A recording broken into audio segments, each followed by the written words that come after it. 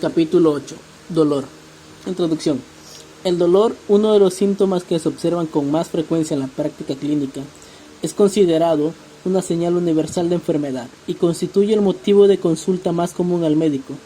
El diccionario de la Real Academia Española, a pesar de su condición no científica, define el dolor con una curiosa precisión: sensación molesta y aflictiva de una parte del cuerpo por causa interior o exterior. Todos los individuos, aun los más saludables, lo han experimentado alguna vez y pueden recordar distintos tipos de dolor. Para el médico, el dolor encierra diversos significados. Puede ser una advertencia sobre una agresión que amenaza la integridad orgánica, un síntoma cuyo análisis conduzca a explicar el padecimiento del enfermo, la manifestación dominante de una enfermedad o el objetivo a tratar. La interpretación semiológica del dolor requiere un conocimiento básico de las estructuras y los mecanismos que integran la secuencia que va desde la aplicación de un estímulo adecuado hasta la percepción dolorosa, y puede involucrar aspectos somáticos y psicológicos con repercusión social. Bases neurofisiológicas del dolor. La organización neuroanatómica del sistema sensitivo del dolor tiene algunas claves en la evolución embriológica. A lo largo del desarrollo, cada segmento en crecimiento arrastra consigo su inervación original, cualquiera que sea su ubicación final. En el temprano embrión de 3 hojas puede apreciarse una segmentación perpendicular al eje del cuerpo correspondiente a las somitas, que persisten en el adulto con pocos cambios en el tórax y el abdomen, con profundas modificaciones en la cabeza y las extremidades. Las somitas son bloques de mesodermo constituidos por 3 elementos: un dermatoma, que se desplazará hacia afuera, debajo del ectodermo, para formar la dermis de la piel; un miotoma, que originará los músculos; y un esclerotoma, generador de los huesos y las articulaciones. A diferencia de las somitas, las vísceras son tubos longitudinales inicialmente ubicados en la línea media, con un mecanismo de crecimiento por diverticulación. Los esbozos surgidos del intestino primitivo, que originan los pulmones e hígado, las vías biliares y el páncreas, constituyen claros ejemplos. Estos crecimientos longitudinales alejan considerablemente la inervación de los lugares de los que proviene. Esta breve referencia permitirá comprender algunas de las diferencias entre los dolores somáticos, cuya génesis está en la estructura somítica superficial, piel, tejido y células subcutáneas, o profundas, huesos, articulaciones y músculos, de localización más o menos precisa, y los dolores viscerales, cuya ubicación topográfica es más difusa y por lo tanto es dificultoso reconocer el órgano de donde procede. Las vías de conducción del dolor tienen una disposición compleja cuyo conocimiento elemental es imprescindible para interpretar el valor semiológico del dolor. Primera neurona de la vía del dolor. Las primeras neuronas de la vía somática del dolor, encargadas de transmitir impulsos provenientes derivados de las somitas embrionarias, tienen sus somas pseudomonopolares ubicados en los ganglios anexos a las raíces posteriores medulares o en el ganglio de Gasser, en el caso del trigémino. Las primeras neuronas de la vía simpática, responsables de la conducción de impulsos originados en las vísceras torácicas y abdominales, tienen sus cuerpos multidendríticos en los ganglios de las cadenas laterovertebrales. Estas neuronas funcionan como verdaderos reguladores de la actividad autónoma, ya que reciben y procesan información proveniente de la periferia, por ejemplo, de los plexos mientérico y submucoso, y la envían hacia la médula, donde se elabora la información ascendiendo a niveles superiores del sistema nervioso central o volviendo como eferencias a los órganos periféricos. Hoy se sabe que algunos impulsos dolorosos entran en el sistema nervioso central por el sistema parasimpático, como por ejemplo algunas aferencias de la vejiga y del recto, que son transportados por el nervio pelviano a la médula sacra. Las neuronas pseudomonopolares envían 2 prolongaciones: una centrífuga integrante de los nervios periféricos y que termina en el nociceptor primario, y otra centrípeta que ingresa por la raíz posterior y hace sinapsis con neuronas del asta posterior de la médula. En el nervio periférico se encuentran fibras de distintas características estructurales y funcionales, que se clasifican según su grosor, cubierta de mielina y su velocidad de conducción. Las fibras mielínicas A son las de mayor grosor y por consiguiente las de más alta velocidad de conducción. Entre ellas existen subtipos, las fibras A-alfa, que se activan ante estímulos táctiles o movimientos suaves de los receptores, y las fibras A-delta, de 1 a 5 micrones de diámetro, que participan en la transmisión del dolor y conducen aproximadamente 20 metros sobre segundos. Las fibras amielínicas o C, no existen las fibras B, son más delgadas, de 0.2 a 1.5 micrones y conducen a 2 metros sobre segundo. Ambos tipos de fibras A y la C transmiten el dolor. Las primeras predominan en el sector somático superficial y profundo, y las fibras C en la inervación dolorosa visceral. La estimulación experimental de las fibras A-delta produce un dolor agudo y punzante, de localización precisa y de comienzo y finalización rápidos, en relación con la duración de la aplicación de la noxa. Un buen ejemplo de este tipo de dolor es el provocado por el pinchazo de una inyección intramuscular o el corte hecho en la piel con una lanceta para medir el tiempo de sangría. En cambio, la estimulación de las fibras C origina un dolor de límites poco netos, de carácter urente, que comienza mucho después de la aplicación del estímulo y a veces después de que éste ha cesado. Por ejemplo, el dolor que se experimenta después de una quemadura o el dolorimiento que se persiste luego de la eliminación de un cálculo urinario posteriormente a un cólico neurouretral, este dolor denominado tardío.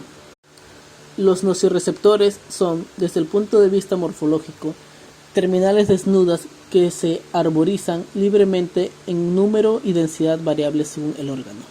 Responden a estímulos intensos que impiden algún grado de amenaza potencial o actual a la estructura en la que se encuentran, y no son desafíos mecánicos o térmicos leves.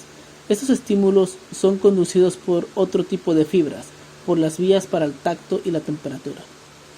Desde el punto de vista funcional, los nociceptores pueden clasificarse de acuerdo con el tipo de estímulo al que responden con preferencia: estímulos de dolor somático, de dolor visceral o dolor neuropático. Segunda neurona de la vía del dolor. La prolongación centrípeta de las neuronas pseudomonopolares entra en la médula por las raíces posteriores, aunque una pequeña cantidad que carece de significación funcional lo hace por las raíces anteriores. Las aferencias viscerales ingresan al mismo nivel por donde salen las eferencias autonómicas simpáticas, por lo que están limitadas a la médula torácica lumbar alta y a los segmentos sacros. El conjunto de fibras somáticas y viscerales que ingresa por una raíz hace sinapsis con numerosas neuronas de las distintas láminas de Rexed, de las astas posteriores, al mismo nivel de entrada o después de ascender uno o varios segmentos por el tracto de Lissauer. En estos núcleos participan como neurotransmisores la sustancia P y el glutamato, conocidos desde hace mucho tiempo, y además el péptido relacionado con el gen de calcitonina, la galanina, la somatostatina y el factor de crecimiento neural. El predominio del reconocimiento de los dolores originados en estructuras somáticas por sobre las viscerales y la disposición anatómica descrita producen a veces un error de interpretación sobre el procesamiento del dolor. Esta confusión sobre el origen de la sensación es la base del llamado dolor referido, de frecuente observación clínica. Por ejemplo, un dolor provocado por isquemia miocárdica y transmitido por las fibras simpáticas puede ser interpretado por el paciente como iniciando en la piel, los músculos o las articulaciones del cuello, los hombros, los brazos y los antebrazos, sectores inervados por nervios somáticos que ingresan en el sistema nervioso central, junto con las fibras simpáticas provenientes del corazón. Lo mismo ocurre con el dolor visceral, causado por una litiasis pielo-uretral, que se interpreta como proveniente de estructuras somáticas inervadas por los nervios abdominogenitales. Los cuerpos neuronales agrupados en las distintas láminas de las astas posteriores de la médula constituyen el comienzo de la vía espinotalámica. cuyos axones, después de cruzarse en la comisura gris anterior, 20-25% no se cruzan, ascienden por los cordones anterolaterales y terminan en el núcleo ventral posterolateral, en el complejo nuclear posterior y en los núcleos intralaminares del tálamo. Esta es la vía espinotalámica, responsable de la percepción finamente discriminativa del dolor y la temperatura.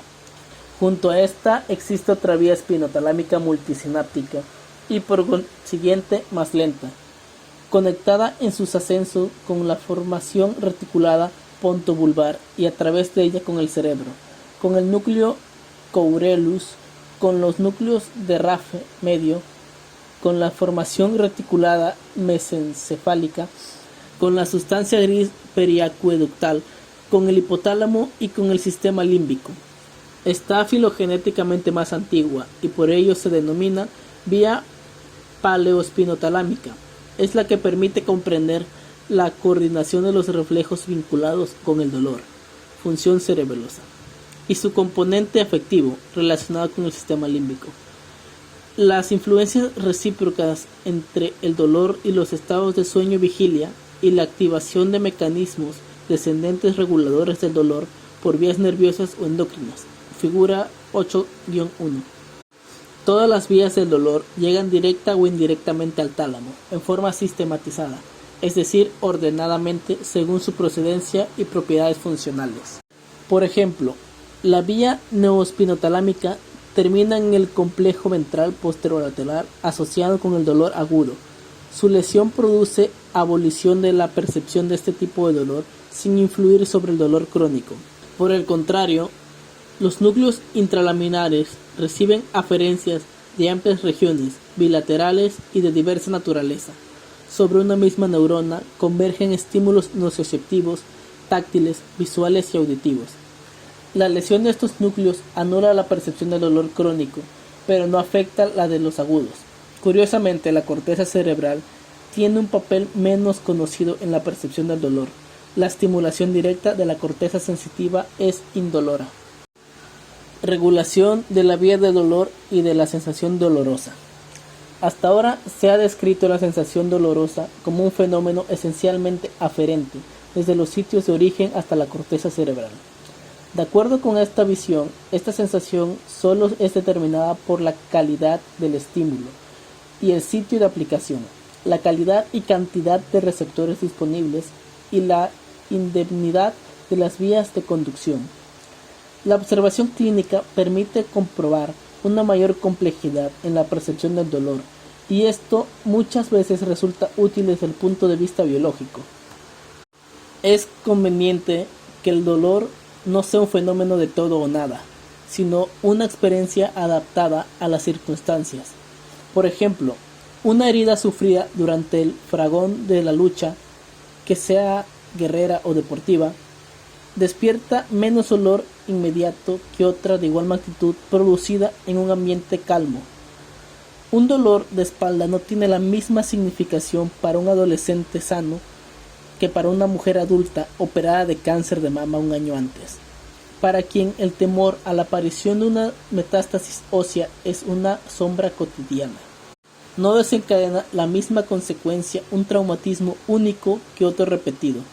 Los dolores causados por una enfermedad no son comparables a los inducidos experimentalmente en el laboratorio de neurofisiología. En efecto, operan numerosos mecanismos que a distintos niveles van modulando en más o menos los impulsos y explican la complejidad de la percepción dolorosa. En este punto correspondiente diferenciar el umbral receptivo para los estímulos dolorosos que para los dolores somáticos, los de más clara significación defensiva.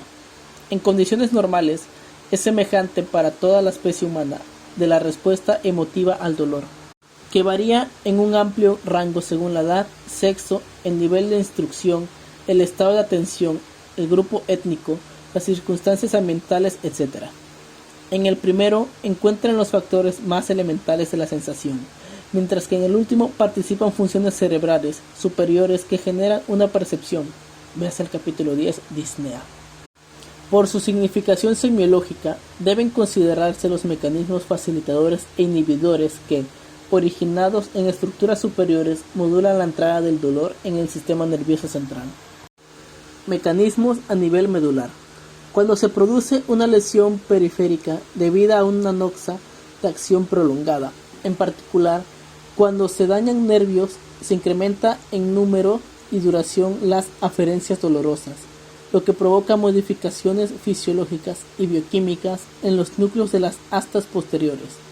A este nivel, los principales neurotransmisores son la sustancia P y el glutamato, sintetizados y liberados juntos en los terminales nociceptivos centrales de las células pseudomonopolares de los ganglios de las raíces posteriores.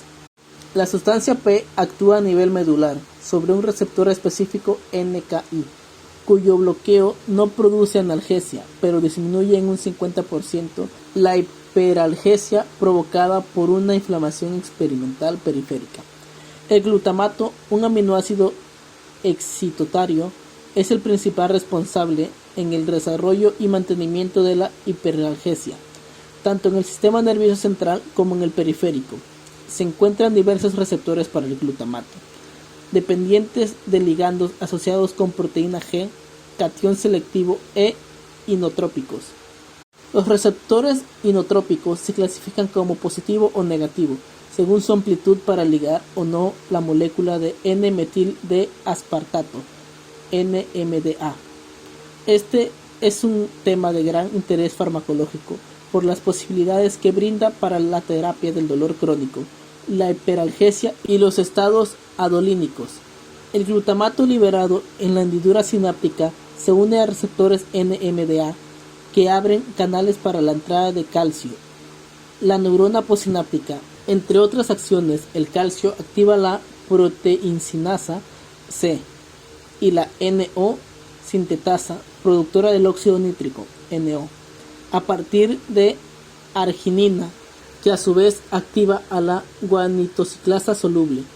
Tanto el glutamato liberado en la hendidura sináptica como el NO generado en la neurona posináptica puede actuar sobre autorreceptores presinápticos, que a su vez incrementan la liberación de más glutamato y más sustancia P, cerrando de esta manera un proceso de facilitación, ampliación y perpetuación de la respuesta.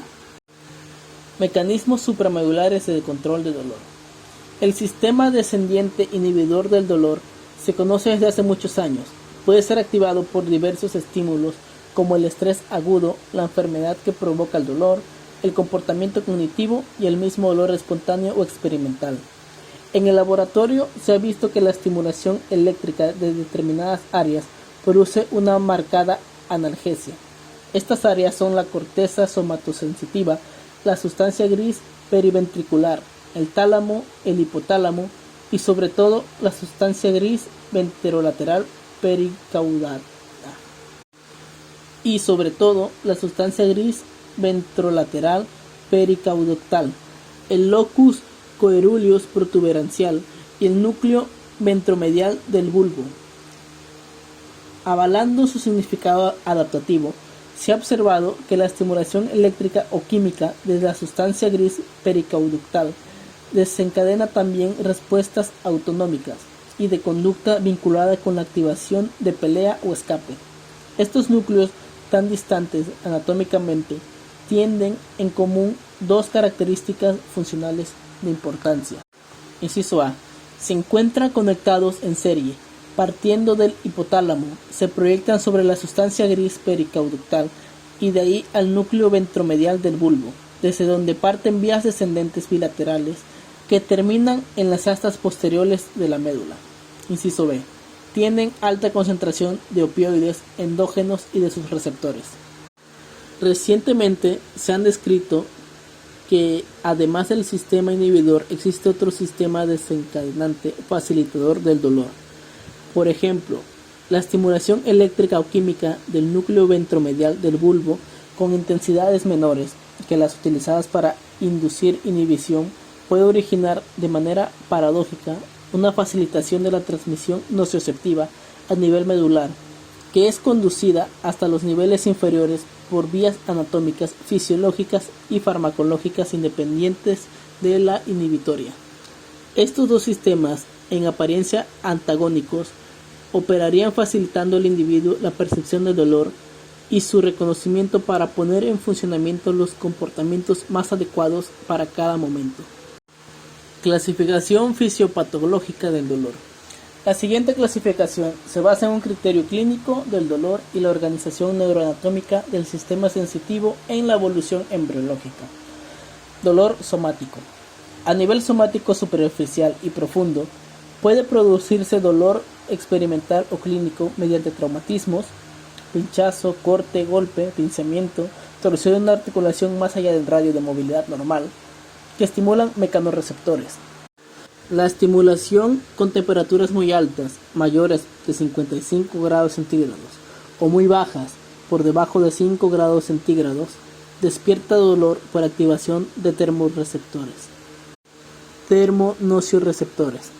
El tercer tipo son los nocioreceptores polimodales, que responden a estímulos mecánicos, térmicos y químicos. Recientemente se ha reconocido en diversos órganos un tipo de receptores que no responden a estímulos mecánicos fisiológicos ni suprafisiológicos, pero sí a estímulos químicos. Se trata de los receptores silenciosos o dormidos, que tienen gran importancia para la comprensión del dolor de la inflamación.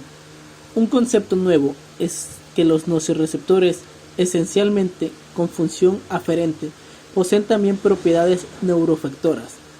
Al ser activados por sustancias liberadas en el foco de la lesión, salida de potasio intracelular, activación de fosfolipasa, generación de bradicinina, prostaglandinas y leucotrienos, además de transmitir la señal hacia el sistema nervioso central, actúan localmente liberando mediadores almacenados en el terminal y de este modo contribuyen a amplificar la señal. Uno de estos mediadores mejor estudiados es la sustancia P, un polipéptido de 11 aminoácidos que además de ser un neurotransmisor a nivel medular, también se encuentra almacenado en terminales sensitivas, donde al ser liberado genera una potente acción vasodilatadora, aumentando la permeabilidad, edema y quimiotaxis de leucocitos, plaquetas y mastocitos, que a su vez, mediante la producción de radicales de oxígeno, serotonina e histamina, contribuye a la reacción inflamatoria. Esta amplificación de la reacción tisular captada por receptores polimodales hace que aumente la percepción dolorosa, aún ante estímulos que en condiciones normales no desencadenaría una sensación desagradable y en una extensión mayor que la originalmente afectada. Estos fenómenos constituyen el fundamento del componente periférico de la hiperalgesia, caso clínico 8-1. La hiperalgesia se explora muy a menudo en práctica clínica como forma de evidenciar el compromiso de un órgano. Por ejemplo, cuando se produce dolor al movilizar una articulación artrítica, palpar el periósteo de un hueso infectado o infiltrado por células leucémicas, o percutir la región de la frente de un paciente con sinusitis aguda, maniobras que normalmente serían indoloras. Caso clínico 8-1. Paco, de 51 años, es conductor de ómnibus de larga distancia y padece gonartrosis. Cada semana debe tomar analgésicos antiinflamatorios no esteroides para controlar el dolor de rodillas y cierta limitación funcional que dificulta su trabajo. En varias ocasiones ha tenido dolor abdominal quemante en la boca del estómago, que controla tomando ranitidina o suspendiendo la ingestión de los analgésicos. 4 días antes de la consulta, el paciente observó que la rodilla derecha estaba tumefacta, enrojecida, más caliente que la izquierda, y le dolía mucho más que habitualmente, sobre todo al moverla o palparla suavemente. Alarmado, recurrió a su médico, quien en el examen constató que, además de los signos inflamatorios locales, en la rodilla del paciente tenía fiebre de 38 grados. ¿Qué cuadro clínico presenta el paciente? ¿Cuántos tipos de dolor se evidencian? Comentario.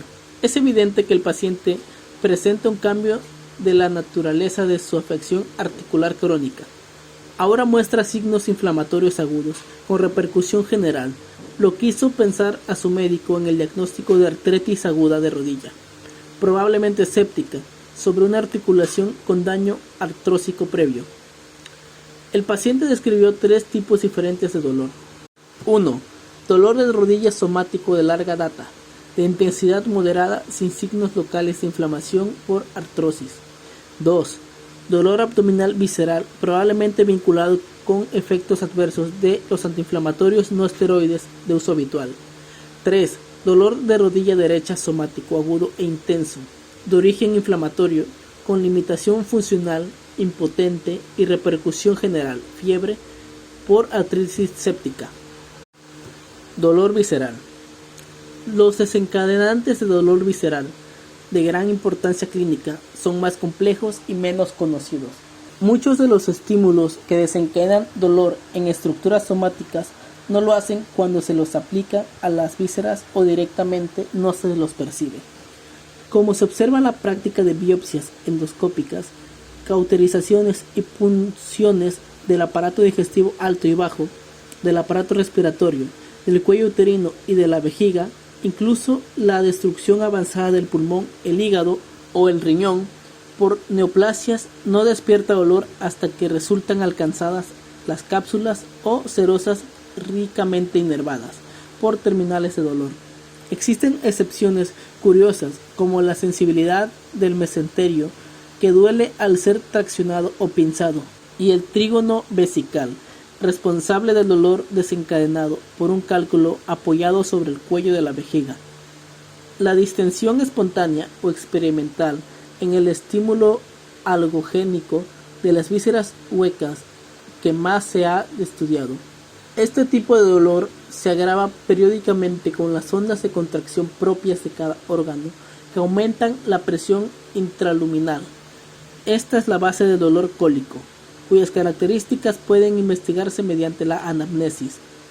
El segundo estímulo para el dolor visceral es la isquemia. La frecuencia y la significación de la isquemia miocárdica han motivado una cantidad infinita, porque todavía continúa, de estudios fisiopatológicos sobre este estímulo del dolor, que con las adaptaciones de cada caso puede extenderse a otros órganos, como el músculo estriado y el intestino, donde genera claudicación intermitente y angina intestinal, respectivamente. Caso clínico 8-2. El último gran mecanismo es la inflamación, cuya observación clínica es frecuente. Diversos órganos abdominales, que los que normalmente no tenemos noción, se tornan dolorosos al inflamarse. Según una antigua comunicación, pacientes operados con anestesia local y por consiguiente despiertos no percibían dolor cuando se les pinzaba y traccionaba el apéndice sano, cosa que sí ocurría al pinzar un apéndice inflamado. Existen referencias de observaciones similares con respecto al uréter, la vejiga, el ovario y el esófago. Curiosamente, bronconeumonías graves que causan la muerte no se expresan con dolor salvo que se afecte la pleura. En el cuadro 8-1 se representa un resumen de las características del dolor somático y del visceral. Caso clínico 8-2. Atilio, de 82 años, es traído a la guardia por presentar un dolor abdominal difuso de 24 horas de evolución. El cuadro comenzó bruscamente con dolor continuo que evolucionó con gran repercusión general, ansiedad, fiebre, con temperatura rectal de 38,2 grados centígrados, hipotensión arterial 90/60 miligramos de mercurio, tensión habitual 140/85 miligramos de mercurio, taquicardia de 125 latidos por minuto, extremidades frías y lívidas. El examen del abdomen evidenció ligera distensión abdominal, aumento difuso de la tensión parietal sin contractura. La palpación profunda y la descompresión brusca eran dolorosas en los 9 cuadrantes y había ausencia de ruidos hidroaéreos. Atilio tiene antecedentes de diabetes tipo 2 medicada con hipoglucemiantes orales. Claudicación intermitente en miembros inferiores de 5 años de evolución y un infarto agudo de miocardio hace 10 años. Desde hace 6 meses presenta dolor abdominal postprandial localizado en el centro del abdomen de tipo continuo y que se resuelve espontáneamente con el correr de los minutos. ¿Qué cuadro clínico presenta Atilio? ¿Qué antecedentes son relevantes? ¿Cuál es la etiología del dolor postprandial? ¿Cuál es la etiología del cuadro actual? Comentario. Atilio presenta un cuadro grave de 24 horas de evolución, denominado abdomen agudo peritonítico, por tratarse de un paciente diabético con compromiso panvascular, infarto de miocardio y claudicación intermitente de miembros inferiores. Es probable que el dolor postprandial se deba a isquemia mesentérica. El cuadro actual se debe a la evolución de su patología previa, por trombosis mesentérica con necrosis intestinal y cuadros inflamatorios agudos del peritoneo, peritonitis generalizada, con hilio paralítico asociado. Dolor neuropático. Habitualmente el dolor es la consecuencia de una lesión tisular. En el lugar donde actuó la noxa, se activan los nociceptores y se ponen en marcha los procesos que tienden a la curación. En estas condiciones, en forma espontánea o por el tratamiento, el dolor va disminuyendo hasta desaparecer.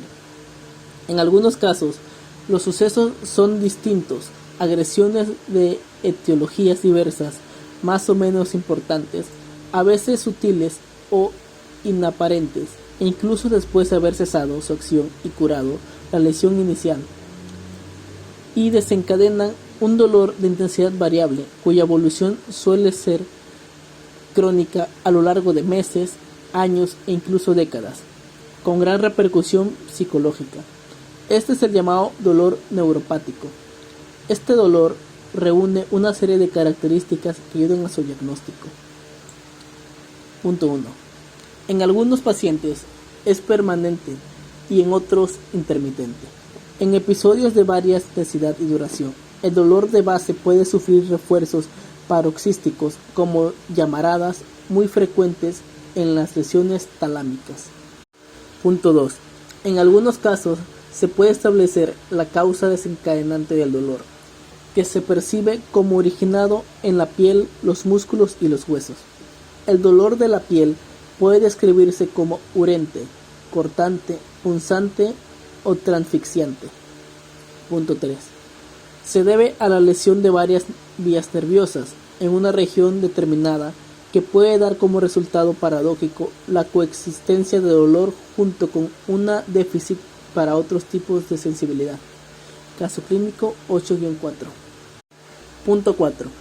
En ocasiones la lesión nerviosa es evidente, como por ejemplo la abulsión de una raíz, la sección de un nervio en un muñón de amputación que provoca dolor en el miembro inexistente, dolor fantasma. La neuralgia posherpética. Neuralgia es un dolor circunscrito al territorio de distribución de un único nervio, o los dolores subsiguientes a una toracoctomía, en la que se han seccionado en forma inevitable delgados ramos de nervios. En otros casos, la agresión es inaparente y desproporcionada con la intensidad del dolor que produce, como en la neuralgia del trigémino o del glosofaringio, o después de un simple esguince de tobillo. Punto 5. La lesión de las vías de conducción del dolor también pueden ser central.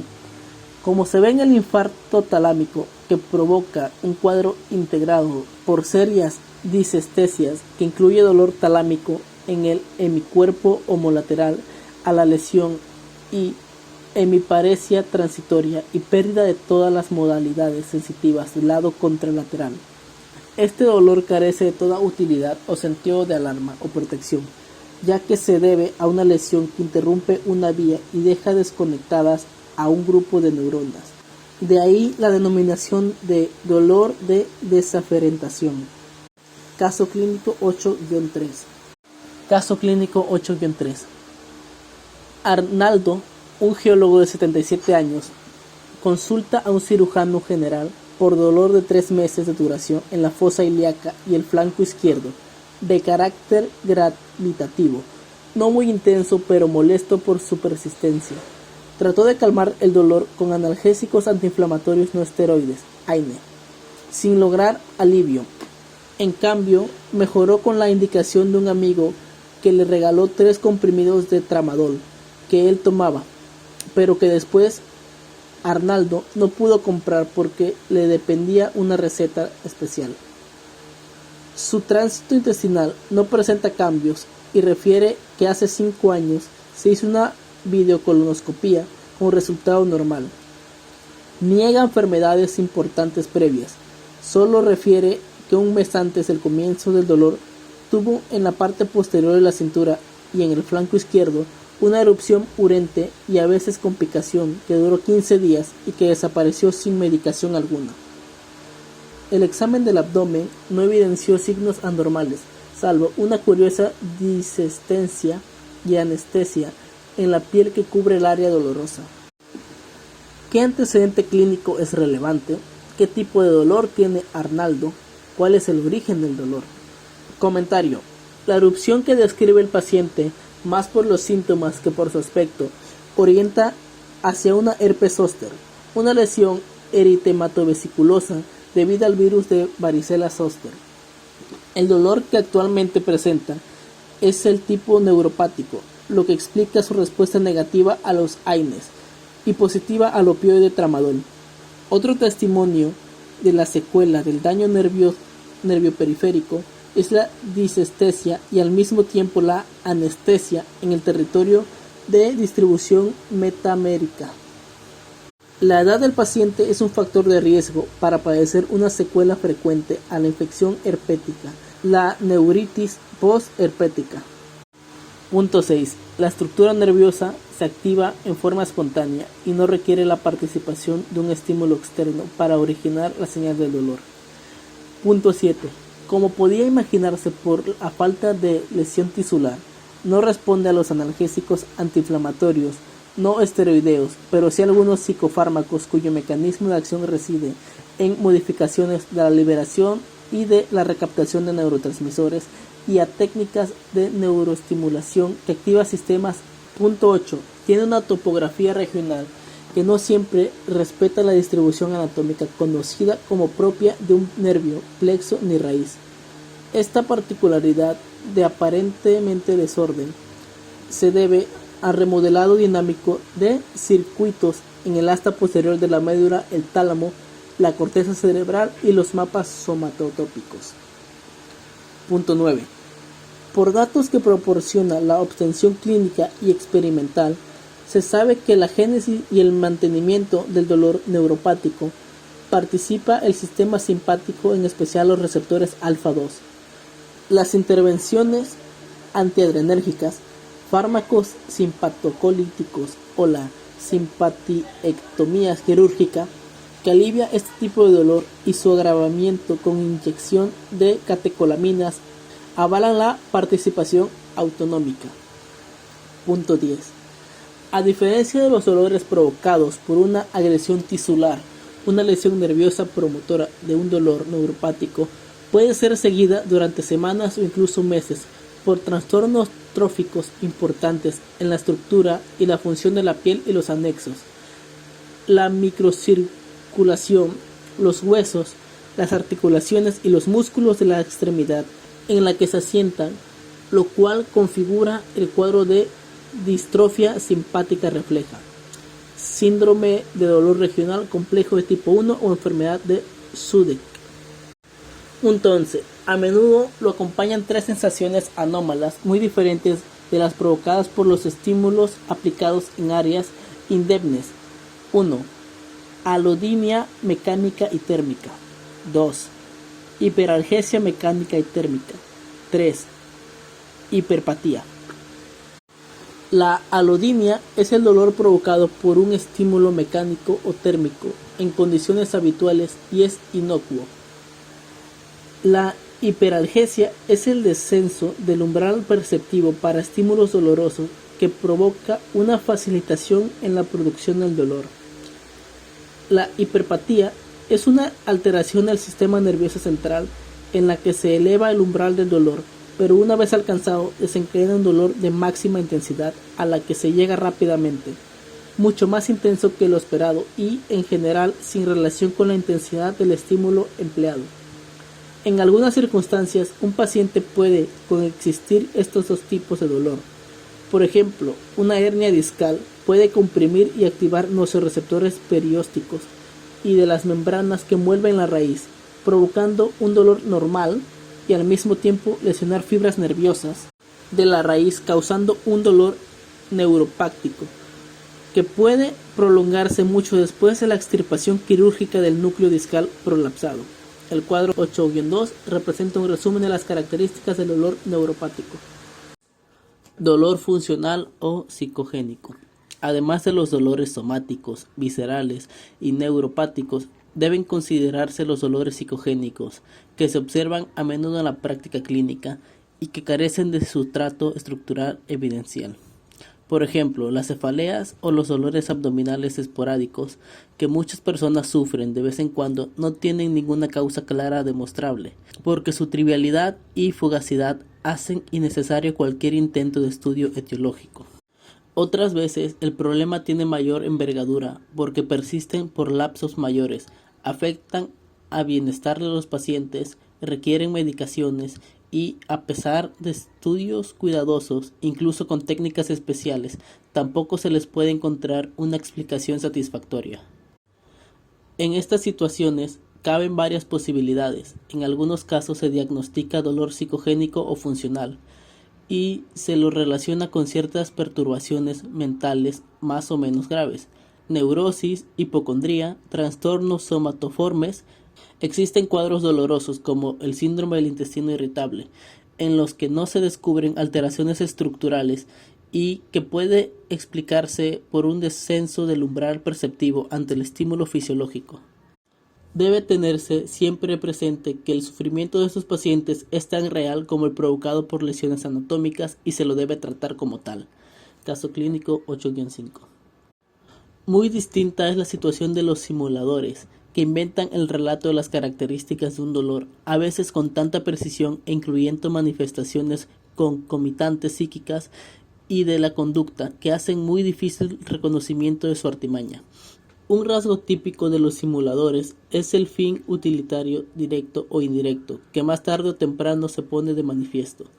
Como norma, es conveniente que el principio del médico crea en el relato del paciente y trate de calmarlo, dejando para una instancia ulterior la demostración de un sustrato predominante psiquiátrico o una intencionalidad para la simulación. Semiología del dolor. La revisión de los aspectos básicos del dolor servirá como punto de partida y permitirá una mejor comprensión de su exploración clínica. El instrumento semiológico más importante es, sin lugar a duda, la anamnesis, que en algunos casos se puede complementar con maniobras físicas percutorias o palpatorias, que pueden evidenciar, exacerbar o mitigar un dolor para precisar sus características.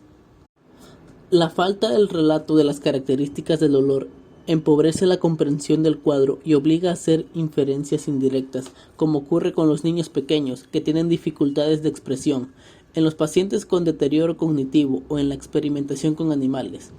El interrogatorio servirá también para establecer relaciones del dolor con otros síntomas que constituyen el cuadro clínico, por ejemplo, náuseas, mareos, limitación de la motilidad, concomitancia de rubor, tumefacción y aumento de la temperatura o pérdida de peso. La anamnesis cuidadosa del paciente o de sus allegados permite reunir información para precisar la interpretación del dolor y su significado semiológico. La minuciosidad en los detalles y el tiempo asignado al interrogatorio sobre el dolor dependen del problema clínico y de las condiciones en las que se desarrolla el acto médico. Por ejemplo, alcanzará un valor extraordinario en el estudio de un paciente con dolor abdominal de larga duración. En este caso servirá para orientar el diagnóstico y fundamentar la elección de las maniobras del examen físico y las pruebas complementarias más adecuadas para sostener o rechazar la hipótesis inicial. En cambio, no tendrá sentido perder tiempo interrogando sobre un dolor de causa obvia, por ejemplo, una fractura de tibia o peroné o una quemadura, cuando la acción médica debería aplicarse a calmar el padecimiento del paciente. Para sistematizar el interrogatorio del dolor conviene establecer en forma ordenada los siguientes aspectos, recordando la mnemotecnia Alicia: antigüedad, localización, irradiación o propagación, carácter, intensidad, atenuación o agravación. Antigüedad. La dimensión temporal es básica para la interpretación. En el dolor agudo, la duración puede ser corta, desde unos minutos hasta una semana. Las circunstancias en que se puede desencadenar suelen ser claras y pueden estar acompañados por fenómenos autonómicos como sudoración, intranquilidad, taquicardia, vasoconstricción, hipertensión y midriasis. Existen dolores episódicos más o menos intensos, de comienzo y terminación súbitos, intercalados con periodos de duración variable, libres de enfermedad. Son los dolores paroxísticos, recidivantes o no, que pueden observarse, por ejemplo, en la migraña y en la fiebre periódica familiar. El dolor crónico puede llegar a durar meses, no suele tener causas evidentes inmediatas que lo expliquen, no lleva cortejo autonómico, pero a menudo está acompañado por alteraciones psíquicas que a veces es difícil establecer si son causa o consecuencia de la enfermedad. Son ejemplos frecuentes de dolor crónico las cefaleas y las lumbalgias. Por lo expresado en las consideraciones fisiopatológicas, debe quedar claro que un dolor crónico no siempre es uno agudo que se propaga, sino que existen diferencias en los mecanismos que los separan claramente desde el punto de vista patogénico y terapéutico. Otro aspecto importante es la velocidad de instalación. Los dolores de instauración súbita sugieren mecanismos vasculares, trombosis, embolia, o rotura de vísceras, embarazo ectópico o perforación de vísceras hueca. Los de aparición gradual suelen deberse a inflamaciones, lesiones degenerativas o tumores. Localización. La localización ayuda a establecer el órgano y el proceso que lo afecta. Los más evidentes son los dolores de las extremidades, cuyo origen es más o menos sencillo precisar. Sin embargo, a veces existen dificultades para establecer la naturaleza de un dolor que podría atribuirse a un déficit de perfusión en una arteriopatía obstructiva, a una lesión osteoarticular, a una miositis, a una polineuritis o a una mononeuritis múltiple. El problema es más complejo en el cráneo, cuello, el tórax, el abdomen y el raquis, donde a veces es difícil determinar la estructura en la que se genera el dolor. Por ejemplo, ante dolores intensos y sostenidos en los que se sospecha que se surgen en el compartimiento visceral del tórax, conviene pensar en la primera instancia por la gravedad de sus posibles evoluciones en los orígenes coronarios, angina e infarto de miocardio, aórtico, aneurisma disecante, esofágico, ruptura o perforación y pleuropulmonar, tromboembolismo y neumotórax. El diagnóstico de órgano y de lesión se logra integrando las particularidades del dolor en sí con los otros datos de la anamnesis y el examen físico característicos de cada cuadro. Por ejemplo, una pericardialgia intensa debe hacerse pensar en las posibilidades diagnósticas ante dichas. Este planteo llevará a seccionar maniobras del examen físico como la palpación simultánea de ambos pulsos radiales. Esta investigación no se efectúa en forma rutinaria en todos los pacientes. El hallazgo de pulsos diferentes aporta un elemento de peso para el diagnóstico de aneurisma disecante de aorta con compromiso de las ramas del arco aórtico. Este signo no confirma el diagnóstico, sino que por el contrario, pone en marcha la realización de otros procedimientos para certificarlo y hace pensar en un planteo terapéutico que puede ser urgente. La caja torácica puede dar origen a dolores de tipo somático provenientes de lesiones cutáneas, subcutáneas, mamarias, musculares, aponeuróticas, nerviosas, cartilaginosas, óseas, articulares o pleurales. Caso clínico 8-6. Cabe señalar en el tórax, como en otras regiones del cuerpo, la aparición de dolores únicos o recidivantes cuya filiación no es posible y que se interpretan como dolores funcionales psicogénicos. sin sustrato anatómico. En el abdomen, la definición del origen somático o visceral del dolor puede ser más compleja por la multitud de causas posibles. Punto 1. Dolor visceral. Tiene por lo común límites imprecisos. Está localizado en la línea media o a ambos lados de esta y no hay una contractura de la pared abdominal. El paciente suele estar inquieto. Los cambios de posición en la cama o los movimientos respiratorios del abdomen no lo agravan y a veces la compresión mitiga el dolor. Punto 2. El dolor parietal, originado en estructuras superficiales, la piel, el tejido celular subcutáneo, los músculos, las fascias, el peritoneo parietal. Participa en las características precisas de los dolores somáticos.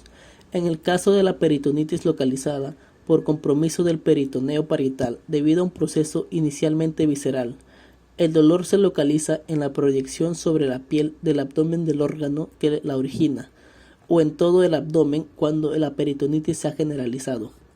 Aparece una contractura muscular de mecanismo reflejo, imposible de relajar con la voluntad o la distracción del paciente. El abdomen no se moviliza con la respiración por la acentuación del dolor provocada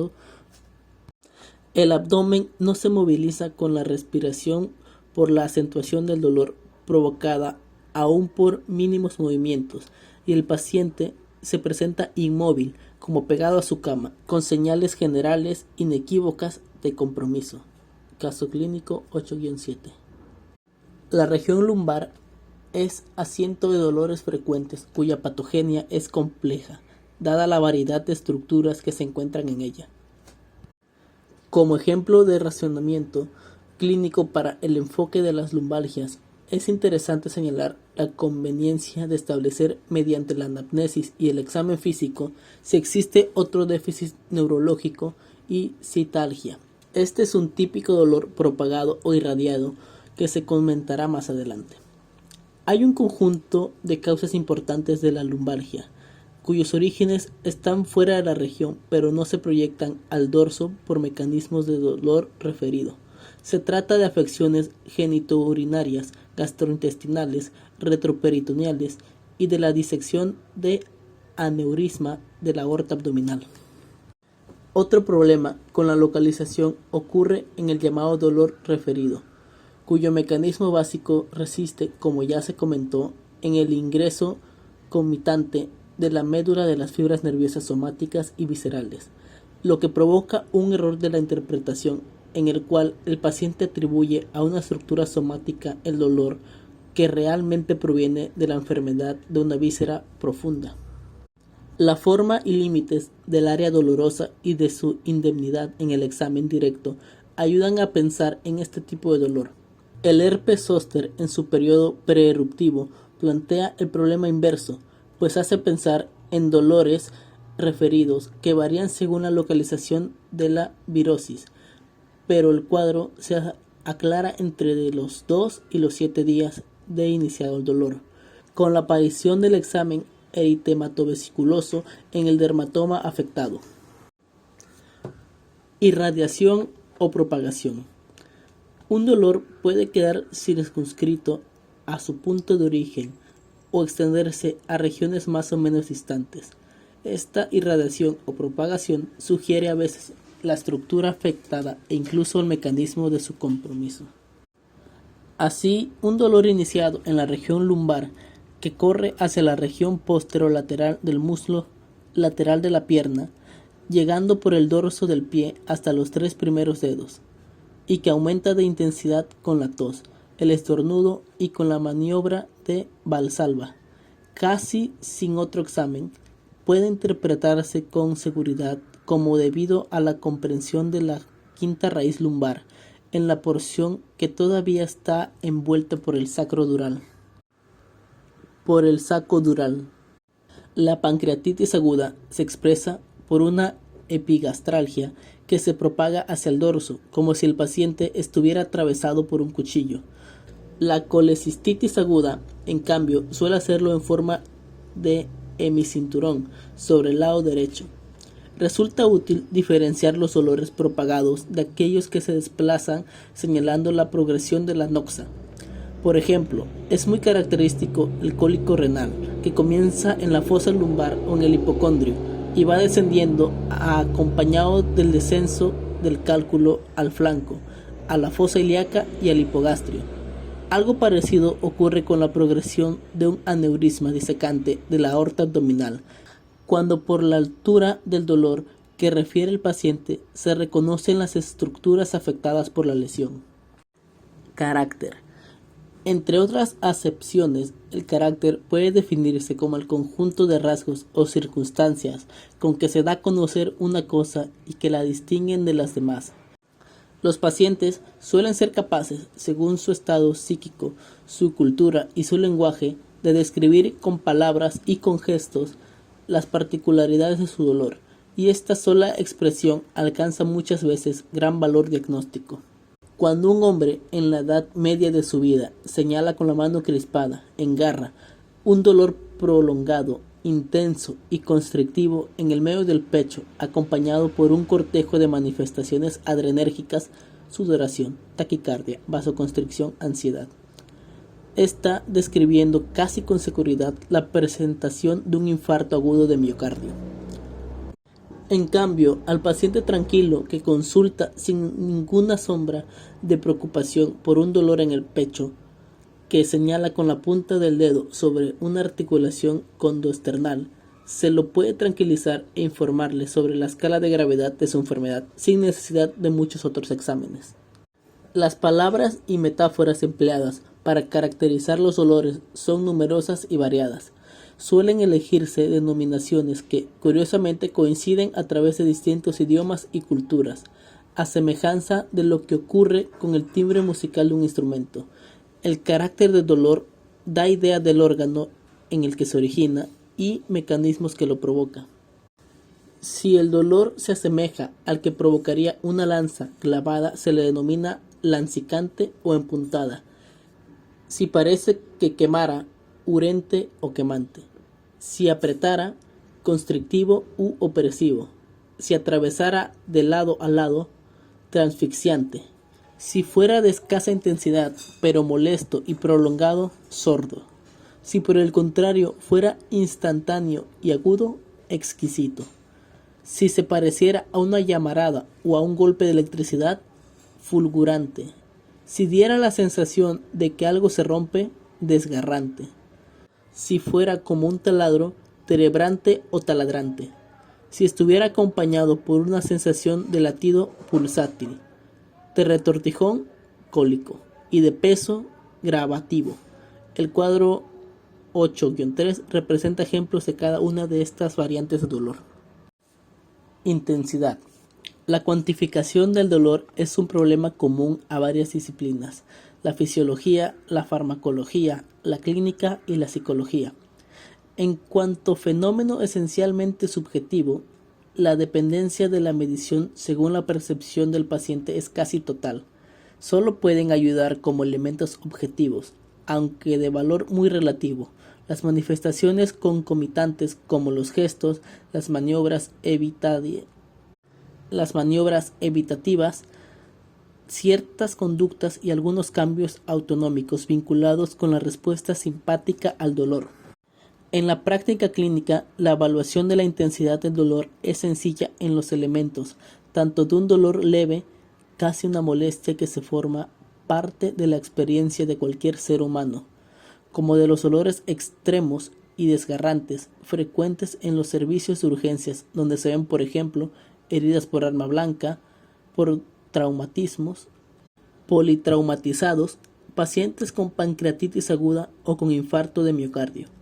La mayor dificultad reside en los cuadros intermedios, en los cuales la magnitud real en la que tanto influye la personalidad del paciente y su reacción al dolor es un criterio de valor para orientar el diagnóstico que no se presenta como evidente.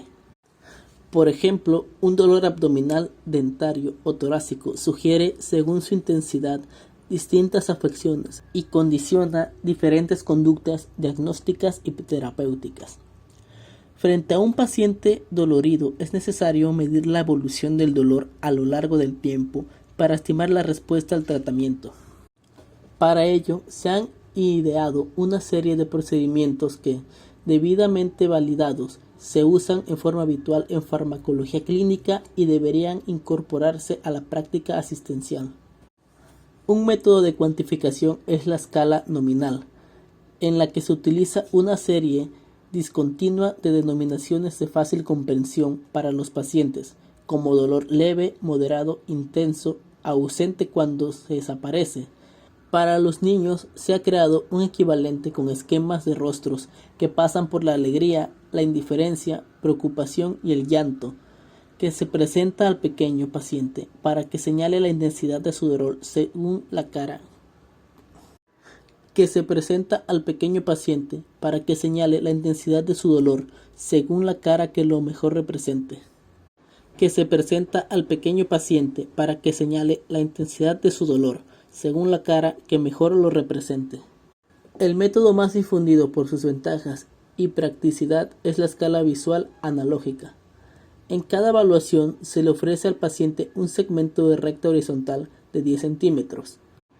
Con divisiones cada centímetro, pidiéndole que marque el punto en el que considera que se encuentra su dolor, partiendo de la base que el extremo derecho, 10, estaría el dolor máximo y en el extremo izquierdo, 0, la ausencia de dolor. Suele ser útil que el paciente compare la intensidad y el carácter del dolor que padece con otros dolores sufridos con anterioridad, por ejemplo, dolor de muela, de oído, de parto, etc. Numerosos estudios de epidemiología clínica y biometría han encontrado una buena correlación entre estos métodos, con la evidente ventaja de la escala visual anatómica, en cuanto a ofrecer mediciones cuantificables con una regla con precisión de milímetros, que por su condición de variable cuantitativa continua y de distribución normal puede analizarse estadísticamente con procedimientos paramétricos más potentes y discriminativos que los no paramétricos aplicables a escalas graduadas. Este tipo de medición tiene sensibilidad suficiente para estimar pequeñas variaciones, por lo cual resulta útil para evaluar modificaciones espontáneas del dolor, la respuesta a los analgésicos o bien la necesidad de cambiarlos en el caso de una analgesia insuficiente. Una forma indirecta de medir la intensidad del dolor es interrogar al paciente sobre la duración y calidad del sueño nocturno, el apetito y la posibilidad de desarrollar algunas actividades habituales. Estos datos son valiosos porque permiten definir en qué medida el dolor afecta la calidad de vida. Atenuación o agravación del dolor. Las circunstancias en las que aparece un dolor y la definición de sus factores agravantes o atenuantes son datos valiosos que pueden aportar la anamnesis cuando se cuenta con una hipótesis diagnóstica bien orientada. Es habitual afirmar, y la práctica lo corrobora, que el interrogatorio en cardiología y en gastroenterología permite formular un diagnóstico fundado en más del 60% de los casos de la práctica. El contexto en el que se inicia el dolor puede ayudar al diagnóstico. Por ejemplo, una cefalea que sigue en forma sistemática por la toma de una medicación cardiológica debe inducir al interrogar sobre el uso de nitratos antianginosos capaces de provocar una vasodilatación intracraneal responsable del síntoma. Un dolor poliarticular al despertar que cede rápidamente al iniciar la actividad sugiere un proceso degenerativo benigno. En cambio, uno que se prolonga muchas horas y se agrava con el movimiento orienta más una poliartritis cuya causa se debe determinar. Una epigastralgia urente propagada hacia arriba con llegada esporádica de un líquido ácido a la faringe que predomina por las noches, sobre todo después de cenas copiosas, a los pocos minutos de acostarse, sugiere la posibilidad de reflujo ácido en esofagitis. Con esofagitis, el alivio con la ingesta de alcalinos y la elevación de la cabecera de la cama apoya la presunción diagnóstica. que podrá confirmarse con un procedimiento complementario. Un dolor precordial constrictivo de unos 3 a 5 minutos de duración, desencadenado por un esfuerzo físico determinado y aliviado por el reposo a los pocos segundos de disolver debajo de la lengua un comprimido de dinitrato de isosorbide, casi con seguridad es manifestación de un síndrome anginoso. Por el contrario, un dolor localizado en el pericordio o en la cara posterior o laterales del tórax, que aumenta con los movimientos respiratorios profundos y se mitiga con una apnea transitoria, sugiere un origen pleural, transmitido por nervios somáticos del revestimiento seroso parietal. La anamnesis cuidadosa de estos datos puede superar en ocasiones el valor de un electrocardiograma en reposo. La sensibilidad de un electrocardiograma para detectar la insuficiencia coronaria fuera del momento del dolor anginoso es alrededor del 60%. Esto es que 40% de los pacientes con insuficiencia coronaria tendrán un electrocardiograma normal fuera de los momentos de la crisis dolorosa. Dadas estas circunstancias, una anamnesis cuidadosa con una clara orientación acerca de la causa de los síntomas es un instrumento de primer orden para plantear estudios futuros que permitan llegar a un diagnóstico. Junto a las situaciones espontáneas de agravación del dolor, se puede emplear maniobras de provocación. La prueba de esfuerzo graduada, ergometría, es un buen ejemplo. En el trabajo impuesto en forma progresiva, pone de manifiesto la isquemia debida a la desproporción entre el requerimiento aumentado de oxígeno y el aporte limitado por las arterias coronarias obstruidas. Existen pocos analgésicos que calmen determinado tipo de dolor, con especificidad tal que alcance valor diagnóstico. En este sentido, es interesante destacar la acción de la colchicina, que no es un verdadero analgésico, pero que a través de su acción antiinflamatoria, prácticamente exclusiva en la gota, es capaz de señalar esa etiología al controlar el dolor y otros signos de flogosis en una monoartritis u oligoartritis. Además de las características descritas, resulta útil además evaluar la actitud del paciente que tiene dolor. Es típica la actitud que adopta el paciente con dolor debido a afecciones osteoarticulomusculares o con un cuadro abdominal que compromete el peritoneo. Por el contrario, en el dolor cólico por compromiso de una víscera hueca, uréter, intestino, el paciente está inquieto y se mueve sin cesar porque no encuentra una posición que calme su dolor.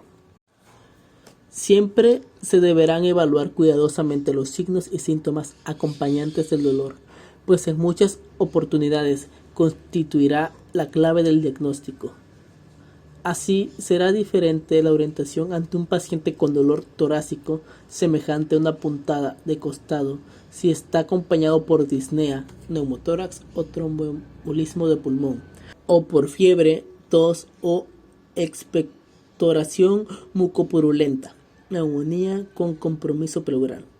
Lo mismo sucederá frente a un dolor cólico abdominal con vómitos que si además hay distensión del abdomen y ausencia de eliminación de gases y de materia fecal, sugerirá un ilio obstructivo y si existe fiebre y diarrea, una gastroenteritis. Conclusión. La exploración del síntoma dolor y su encuaderne dentro de un contexto clínico adecuado es un buen ejemplo de un procedimiento semiológico elemental que conserva una utilidad de primer nivel. Su dominio requiere una sólida formación en las disciplinas básicas, un extenso conocimiento de las enfermedades y su evolución y una destreza técnica en la anamnesis que deberá perfeccionarse con el entrenamiento sostenido.